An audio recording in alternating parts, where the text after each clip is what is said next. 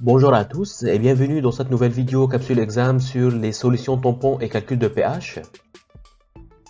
Donc aujourd'hui on va commencer par une série des exercices pour calculer le pH d'une solution tampon. Exercice numéro 1. On mélange 200 ml d'une solution de chlorure d'ammonium NH4Cl à 0,3 molaire avec 300 ml d'une solution d'ammoniac NH3 à 0,1 molaire. Donc, il nous donne le pKa du couple NH4 plus NH3 qui est égal à 9,2. Donc, question A. Comment s'appelle le type de solution obtenue? Donc, comme vous pouvez le voir, donc bien sûr, la solution obtenue est une solution tampon. Pourquoi? Pour une raison qui est trop logique. Parce que par définition, une solution tampon est un mélange d'un acide et d'une base conjuguée. Et regardez ici, donc nous, on a un mélange de chlorure d'ammonium. Donc, le chlorure d'ammonium, ce qui nous intéresse, c'est le NH4+, avec l'ammoniac NH3. Et donc, lorsqu'on a un mélange d'un acide faible et de sa base conjuguée, donc on a une solution tampon. Quelles sont les propriétés de cette solution? Donc ça, c'est à apprendre par cœur, c'est VIP.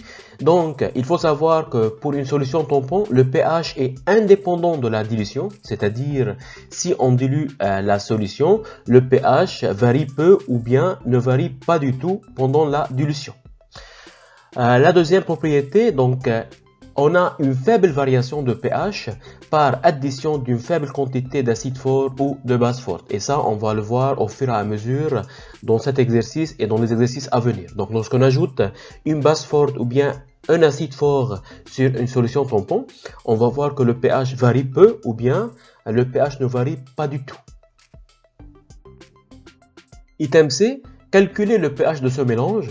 Donc bien sûr, ici on a une solution tampon, donc on a le droit d'appliquer Anderson-Hasselbalch. Et donc on va dire en gros que pH, elle est égale à pKa plus log concentration de la base sur l'acide. Mais il faut faire très bien attention, la concentration de la base dans la solution tampon divisé la concentration de l'acide dans la solution tampon.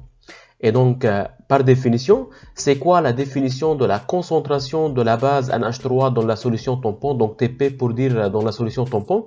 Donc, par définition, c'est petit n sur volume total. Et comme vous savez, donc le nombre de moles, c'est la concentration fois volume initial.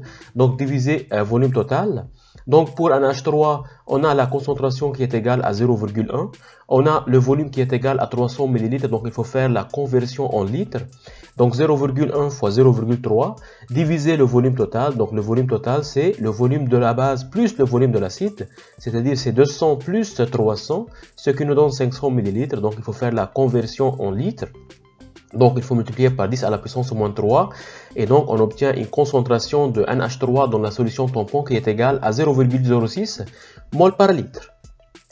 Cherchons maintenant la concentration de NH4+ dans la solution tampon. Donc la définition est la même, donc c'est petit n sur volume total. Petit n c'est C fois V sur V total. Et donc la concentration de NH4+, elle est égale à 0,3. Le volume, donc on a 200 ml pour faire la conversion en litres, donc fois 0,2. Diviser le volume total, donc comme on a dit, c'est 500 fois 10 à la puissance moins 3. On obtient une valeur qui est égale à 0,12 mol par litre. Et donc maintenant, ce qu'on va faire, on va remplacer chaque terme par sa valeur dans la relation d'Anderson-Hasselbalch.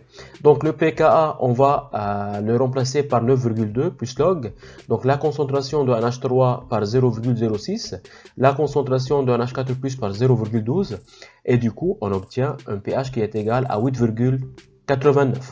Une remarque ici, donc comme vous pouvez le voir, le pH d'une solution tampon est trop proche du pKa du couple de la solution tampon. Ça, c'est VIP encore. Item D, regardez, c'est VIP. Donc, on dissout 0,01 mol de soude NaOH dans cette solution.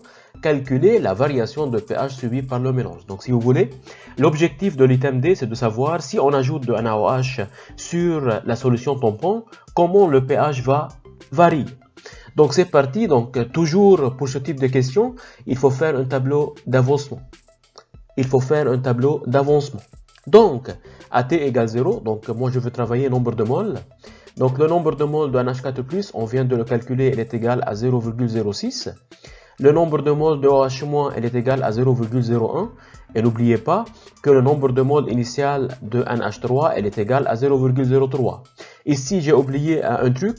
Donc, il faut déjà, bien sûr, commencer à faire la réaction chimique. Donc, nous, on a ajouté une base forte qui est OH-. Et comme vous savez, donc une base forte va réagir avec un acide. Et l'acide ici, c'est le NH4+. Donc NH4+, plus OH-. Donc NH4+, c'est un acide, il va céder un proton H+, pour OH-. Donc NH4+, devient NH3 et OH- devient H2O. Donc maintenant, à l'équilibre, qu'est-ce qui va se passer? Donc, ce qui va se passer est le suivant. Donc, on va avoir 0,06 moins 0,01 mol de NH4+, donc c'est la quantité à la fin de la réaction. Donc, OH-, bien sûr, c'est le réactif limitant, donc à la fin de la réaction ou bien à l'équilibre, il reste rien. Et pour NH3, il ne faut pas oublier qu'on a déjà 0,03 et donc la quantité réagit c'est 0,01, donc on va ajouter 0,01 et bien sûr l'eau, donc c'est le solvant, donc c'est en excès. Et donc 0,06 moins 0,01, ce qui nous donne une valeur qui est égale à 0,05 de NH4+, et 0,04 de NH3. Maintenant, on a la quantité de NH4+, à la fin de la réaction. On a la quantité de NH3 à la fin de la réaction. Donc, on va pouvoir calculer le pH de la solution. Donc, on a une solution tampon parce que toujours on a l'acide faible et sa base conjuguée. Donc, appliquons Anderson-Hasselbalch. Donc, pH est égal à pKa plus log concentration de la base sur l'acide. Donc, le pKa, on va le remplacer par 9,2 plus log. Donc, ici, faites attention parce que moi, ici, j'ai nombre de moles. Et comme je vous ai déjà dit, donc la concentration, c'est nombre de moles divisé volume total. Donc, ici, pour la concentration de NH3, je veux dire 0,04 divisé volume total. Pour un H4+, je veux mettre 0,05 divisé volume total. Et donc, après, on va simplifier par V et V. Et donc, on obtient 9,2 plus log 0,04 sur 0,05. Et donc, au final, on obtient une valeur qui est égale à 9,1.